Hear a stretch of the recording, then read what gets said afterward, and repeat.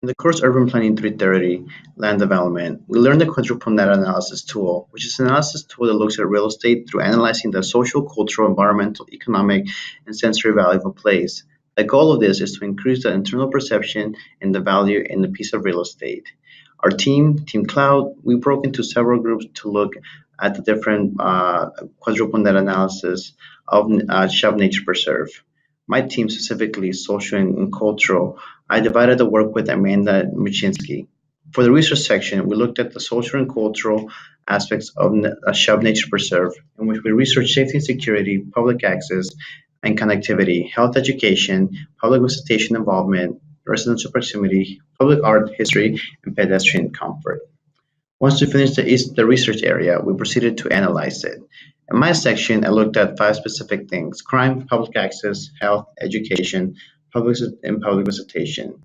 For crime, it's slow in the preserve and also near around the city. There's no security staff. None of the crimes around the area, no danger, and it felt weird to see police cars patrolling around the area.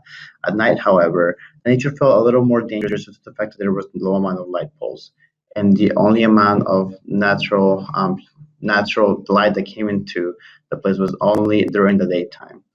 For the public access, there was no designated parking for the visitors, but the official entrance is inclusive because it has an ADA compliant features. Majority of the parking is only available on the streets. We also got to see the health aspects, and then we got to analyze the four trails on the preserve, which there was three small ones and one big ones.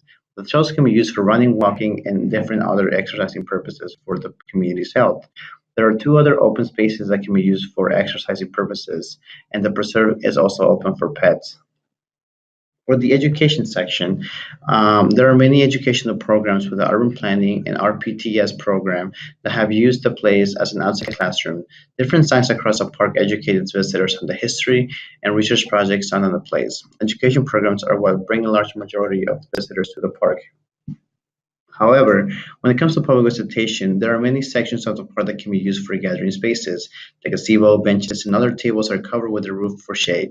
Since the park is owned by Texas A&M, a majority of students and faculty visit the park annually. However, there is no security, there's no way to measure the annual number of public visitation, and it cannot be determined. In conclusion, we find that Shell Nature Preserve is a great place for gathering, educational programs, and learning about the value of real estate can have in community. There are many routes to get to there in a safe and manner, including using public transit, which is just less than zero point 0.3 miles away. The features at Shop are great tools to create community for conversation.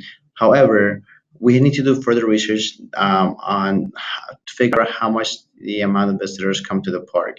We could not determine if the park was a value add to the community because we didn't know what the community actually needs or wants. Additionally, there should be more events should be held at the place to attract community members outside of the College of Architecture. That way, the greater College community can connect to the people in this community surrounding Shab Nature Preserve. Last but not least, here are my sources.